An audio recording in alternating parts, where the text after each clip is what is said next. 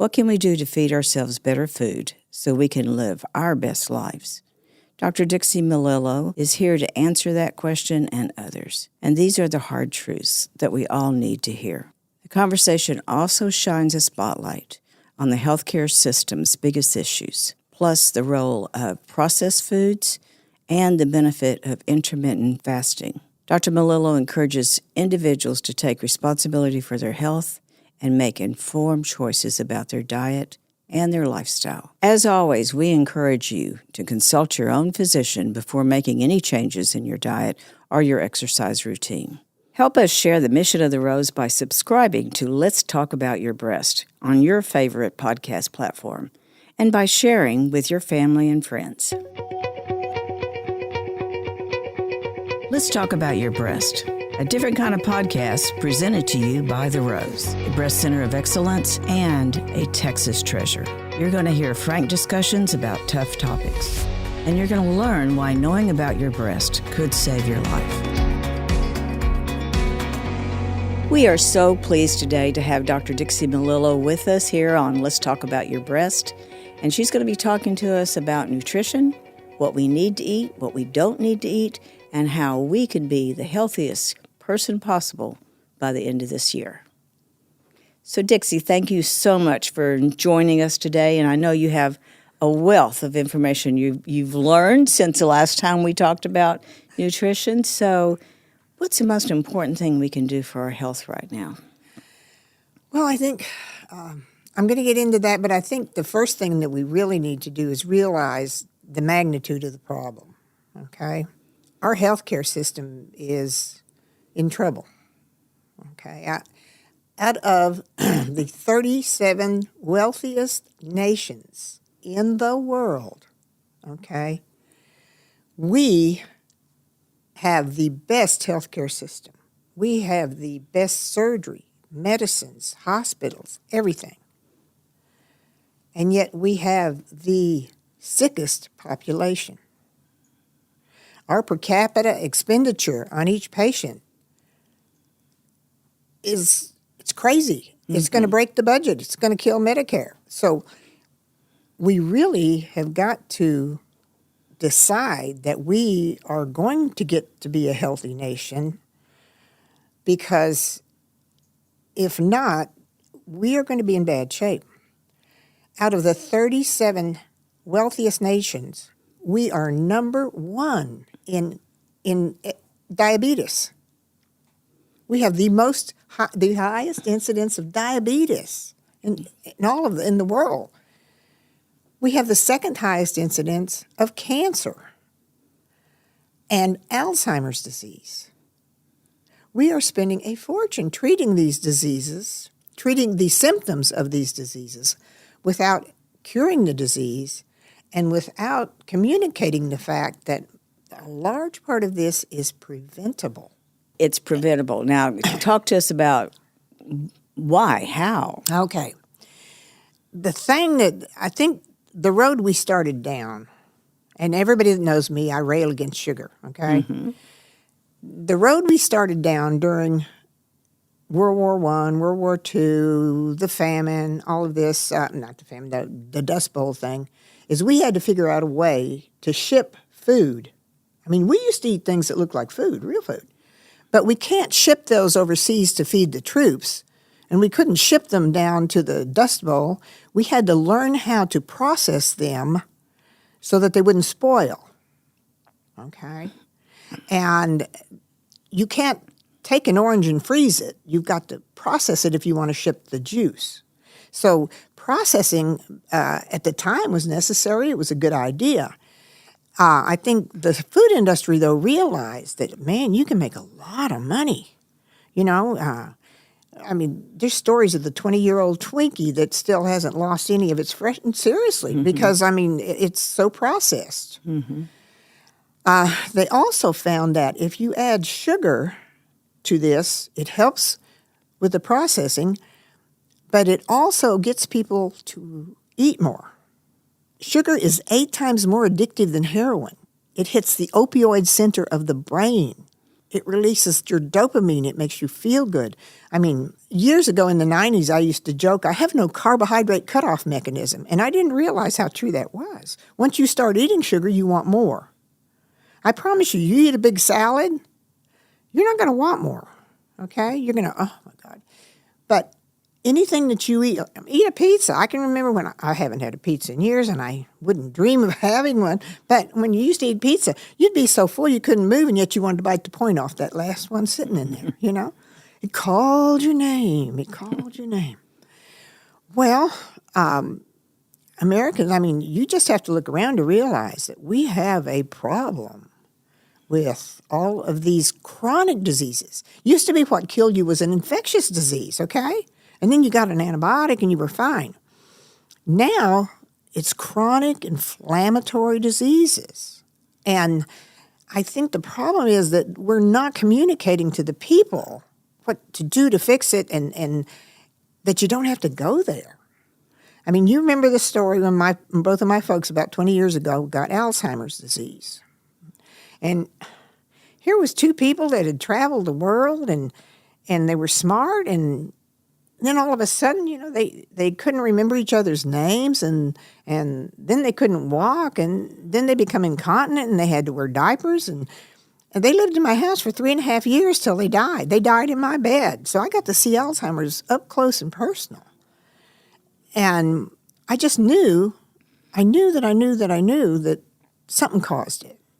Because my grandparents on my mother's side, they both died in their 90s at home. They both had, you know, heart attacks, and they just died in bed. Never anything wrong with them. My dad's mom died of tuberculosis when he was young, but his father got prostate cancer.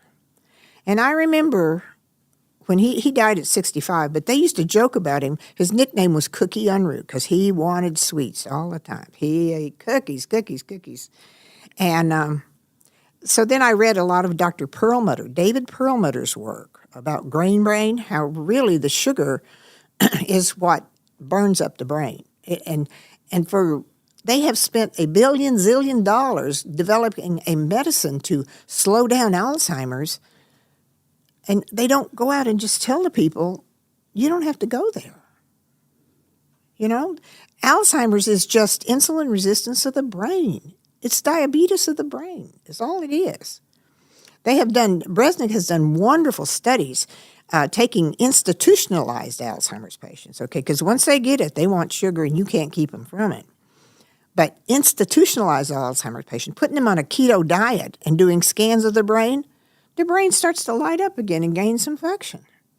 I mean, we need to be putting this headlines in every newspaper. Absolutely. We need to, you know, come on. So it's sugar, it's processed foods. Processed foods and all the added sugar.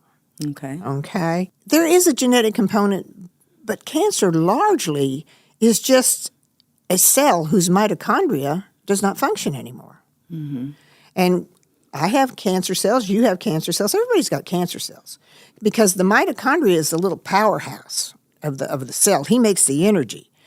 And when he dies, the cell reverts back to the primitive eukaryotic cell 2.5 billion years ago, and all he can do is eat sugar and divide, eat sugar and divide, eat sugar and divide, eat sugar and divide. Well, we're feeding it a lot of sugar, number one. And number two, sugar paralyzes the immune system for several hours after every meal. This is why diabetics have such a problem with infections, because they're constantly suppressing their immune system. Now, in the perfect world, we're supposed to, you know, and the mitochondria dies of old age, the mitochondria dies of Roundup, the mitochondria dies of radiation exposure, the mitochondria dies of a whole lot of things. You know, chronic inflammation, chronic irritation.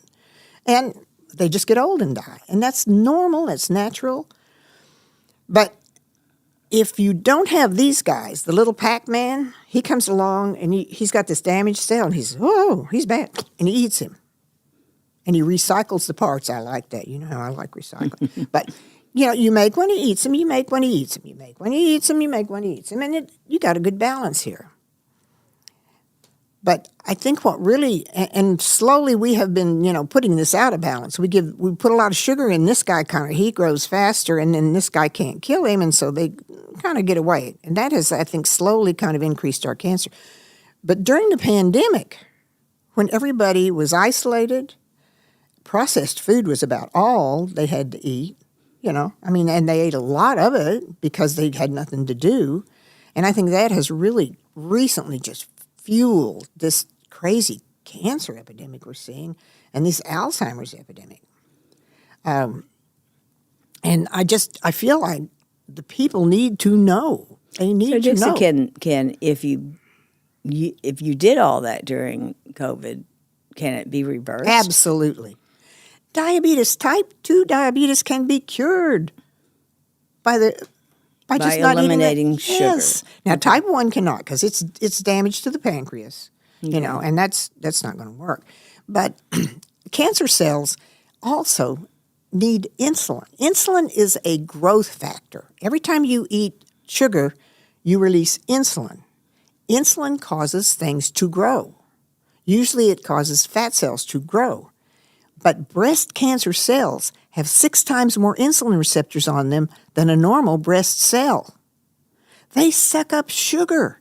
They suck up sugar like crazy. And you've heard of a PET scan. Mm-hmm. Do you know what they inject you with for a PET scan to see the cancer outlined perfectly? Radioactive sugar. Because that cancer is going to take up about 200 times more sugar than the surrounding tissue, and he's going to light up like a star. Wow.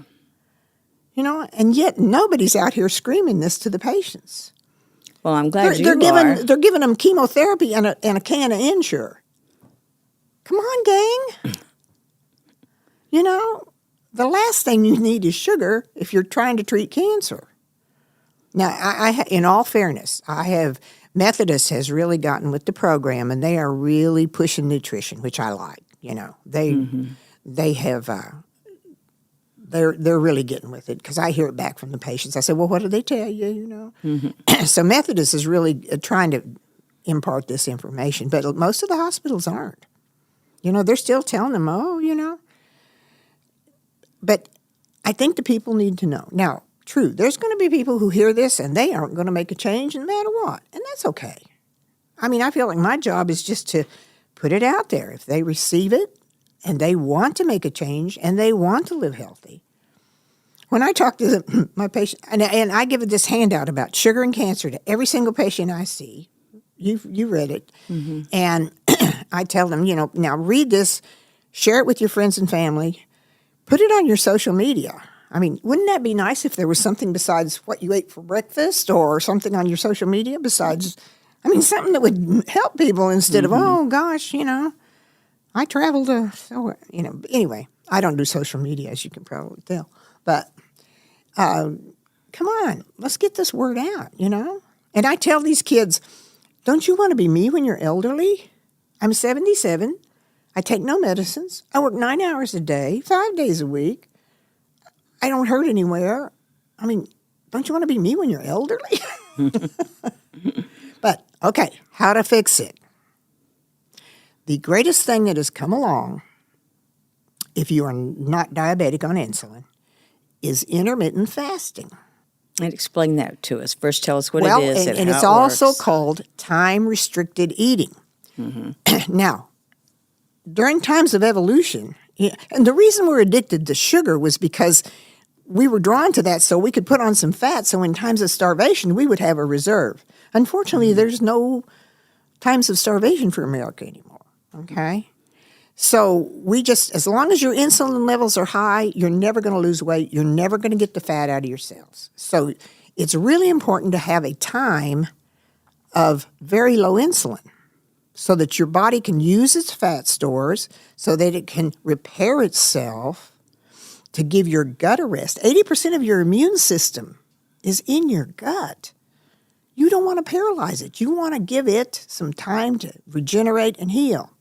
Now, during that time, usually it's at least, and we were meant to do that. This is why you sleep. There's a time when you break the fast. It's better to break the fast at noon, but the person that invented breakfast and how it's the most important meal of the day was Mr. Kellogg, okay? Do you think our hunter-gatherer ancestors had a good warm breakfast before they went out to hunt? No. Did the farmers? No. They just went out and worked. They were out there before the sun come up. They didn't eat breakfast, and so it's really not a normal thing for us to be eating that much all the time because your insulin levels are constantly being elevated, so you're constantly storing food, so you're constantly telling these bad cells to grow. So intermittent fasting. Now, and when you go to start, if you're used to eating breakfast at 8 o'clock every day, it's going to be very difficult to not eat anything till 12. So I always tell the patients, try to just move it back for a week or so to 9 o'clock. Then try to move it back, till maybe 10 o'clock as you go down the line. Ideally, it would, I eat between noon and 7. That's where I restrict mine. But that's the healthiest thing. Let your gut get into a little ketosis so the insulin goes down and the damaged cells are repaired, what they call phagocytosis, which means that they go in and eat the damaged cells. They eat them up when you don't have all this sugar paralyzing these cells. So they get rid of the old damaged cells.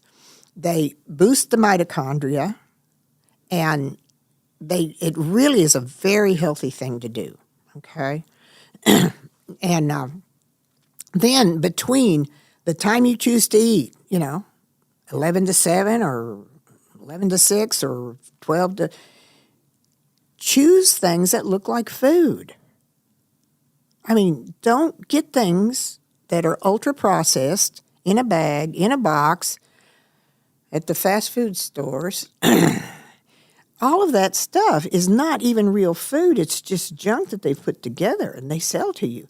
And if you think when you go get a burger, they're not going to use grass-fed expensive beef. They're going to use feedlot beef.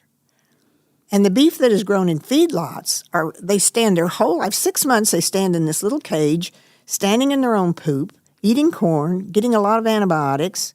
And we get the antibiotics when we eat that meat, and that kills the good bacteria. These are your best friends. These 3 trillion guys here are doing everything. They prevent autoimmune disease. They prevent heart disease. They prevent cancer. They prevent all of this stuff. So you don't want to put a lot of antibiotics down there. And America has been awfully careless about using antibiotics to the children, to the adults, to everybody. And we really don't need to do that. If you go into your doctor and have a sniffle, you're going to get an antibiotic. You don't need that. You really don't, You've got to keep your immune system tight. And unfortunately, in medical school, when I went to medical school in 1970-something, the diabetes rate was less than 2%. And children never had diabetes. It was called adult onset diabetes. Now it's just everybody's got it, diabetes, okay?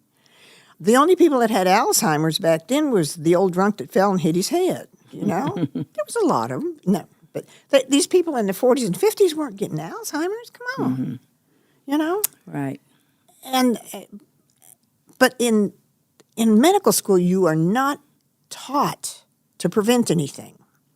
You are taught to fix things. That was always been the focus is to fix something.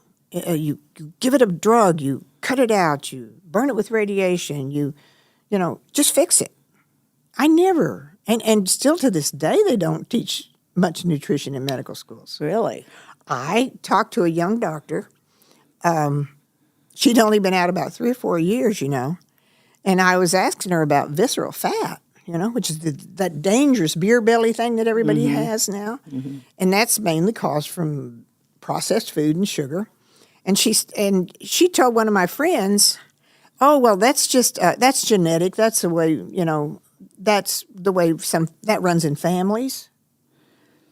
And I thought, she just got out of medical school and she doesn't know what visceral fat is, Really?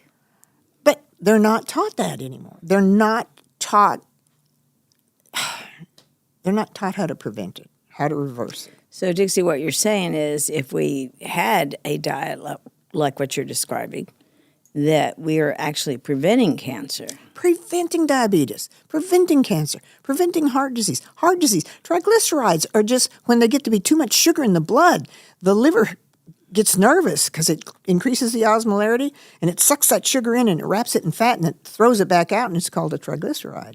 You know, I mean, and God love them, the doctors today are business people. You'll never find solo practitioners anymore unless it's somebody ancient like me. But they're in a business practice. They have a business manager. They have to produce. They have to see so many patients. They get a salary. But if they don't see so many patients, then they'll cut their salary. So they have to. And they only see the patient usually the first time, and then the nurse practitioner sees them after that. And many times I have to say the nurse practitioner is probably better than the... That was ugly, wasn't it? But I'm old, I can be ugly. Anyway, it's a business.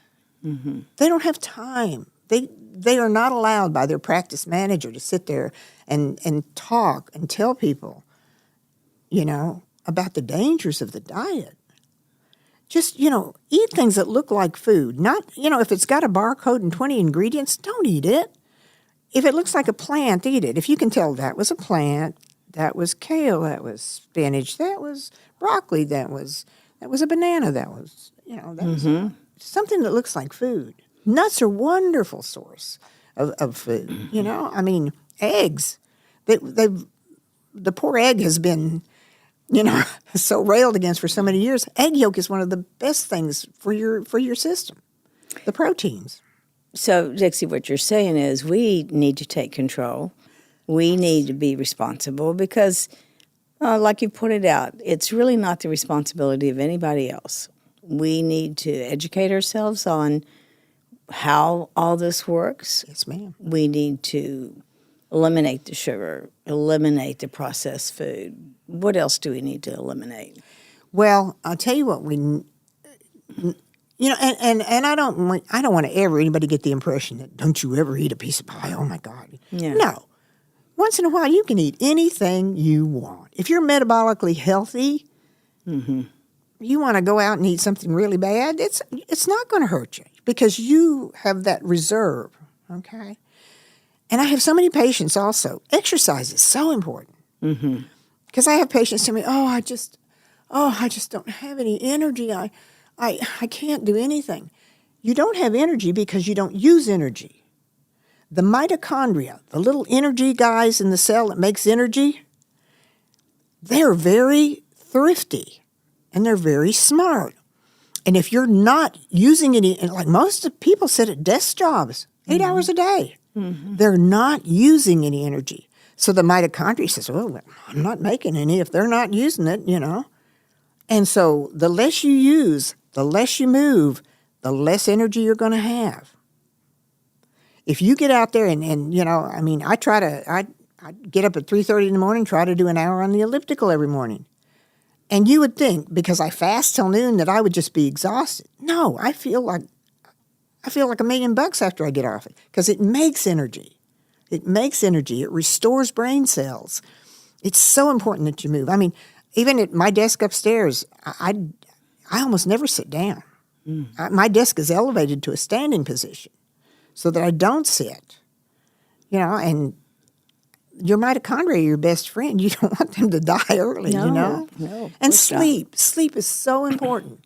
And I think we don't value sleep enough. Sleep restores your brain. It cleans out the toxins, you know? And Americans are very, you know, they stay up half the night and you know, sleep half the day. It ruins your circadian rhythm. Your body doesn't know what to do with this because that's not what you were meant to do, you know? And so we're just, you know, the body is the carrying case for the soul. You don't want it to poop out before you're ready to leave, you know? You got to take care of the carrying case. That's true. That is so true.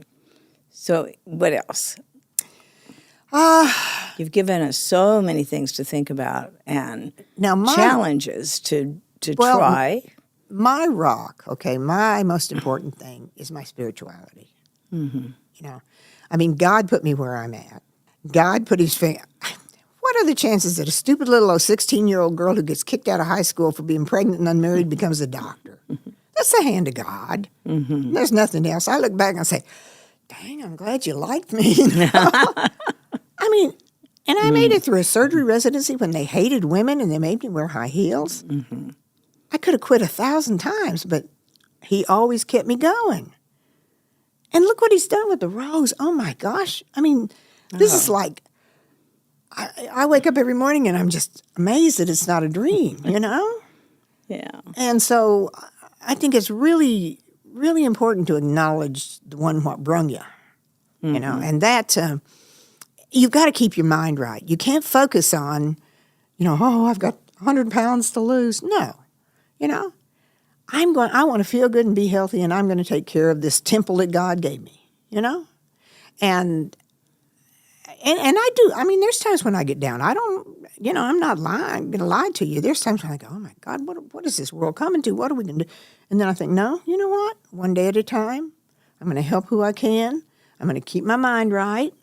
Depression is largely a factor of our food, too. This mental illness that you're seeing has so much to do with food.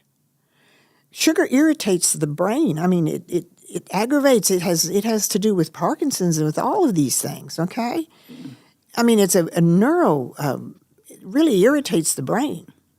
So a lot of this anger that you're seeing is by the food that these folks are eating, plus the fact that the primitive brain gets disassociated from the frontal cortex, which is the reasoning part, by all of this screen time. I really think that putting all these children on computers in schools, I really personally think this is going to be a disaster. Wow. Because the amygdala, the primitive brain, okay, like if someone cuts you off in traffic, you go, oh, kill that. And then your frontal cortex, which only humans really have, a functioning frontal cortex, says, now, wait a minute, think this through. What if he's got a gun? You may not want to do that. Well, the children are getting separated, their amygdala from their frontal cortex, by these screens. And the children just react, you know, they're angry. And, what happens when you look at a screen too long? I'm not you spend following. Especially young people, they spend a lot of time. I have to laugh. My father, when TV first, yes, I was around when there wasn't any TV, but when TV first came out, my dad said, oh, this is bad. This is the boob tube. Don't ever let children watch the boob tube, you know, because you process things differently. Well, now, you know, and we have to for our work, and, you know, you've got computers everywhere. They're teaching the children on computers now. You know, they don't use books. I mean, they're disassociating the brain. The brain has a hard time knowing what's real and what's not when it's on a screen. It has a hard time really interpreting people's facial features and things like that if it's not in real time, 3-dimension. And I think it's a dangerous pathway. I know that's inevitable and it's going to happen, but there's so many things. You know, I mean, I don't have a computer in my house. My phone I have. I mean, that's kind of a little computer. But, you know, I just don't. I don't do social media. I don't care whether people like me or not. All right, so we're going to go through all these steps one last time about what we could do. Intermittent fasting. Give your gut a rest. Give your gut a rest. In the time that you choose to eat, 7 hours, preferably 8 hours, choose things that look like food. Eat things that look like food. Yes. Not things that have a list of 20 things, and don't ever eat. If it says added sugar, don't touch it because they're trying to hook you on it. Okay? Exercise. Move. Do not sit. Sitting for an 8-hour period every day increases your all-cause mortality greater than smoking. Okay? So don't. If you have to sit at a desk job, about every 30 minutes, get up and walk around. Just get up and walk around and get your blood circulating. Okay? Sleep. Have a designated time for sleep. Everybody knows that nobody bothers me between 8:30 and 3:30. Don't bother Grandma, you know. Sleep in a cold room. You know, don't eat close to the time you sleep because that will keep you awake. These guys need a rest. They don't need to be digesting a big old meal all night long when they're trying to rest. And have faith in God. Whatever you perceive him to be, he's there for you. You know, for anybody to say that there is not some superior intelligence governing this stuff is lying to themselves. Right. And you want to be nice to him wherever you choose to call him, because he can whack you, he can thump you. Yeah. But, it's so basic. It's not hard. It's not hard. And if you want to do a keto or you want to be a vegetarian, but don't be a vegetarian that eats Fritos and pizza. Because sugar's in just about everything. Added sugar is in almost everything you buy. All right, dear. What a wonderful list for us to start the year on and stick with it. And I know you're going to be back for other enlightening and encouraging things, because you do encourage folks I do to have be an opinion their on best. everything. You do. You do.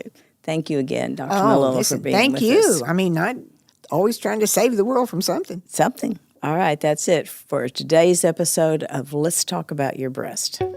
Thank you for joining us today on Let's Talk About Your Breasts. This podcast is produced by Speak Podcasting and brought to you by The Rose. Visit therose.org to learn more about our organization. Subscribe to our podcast, share episodes with friends, and join the conversation on social media using hashtag Let's Talk About Your Breasts. We welcome your feedback and suggestions. Consider supporting The Rose. Your gift can make the difference to a person in need. And remember, self-care is not selfish. It's essential.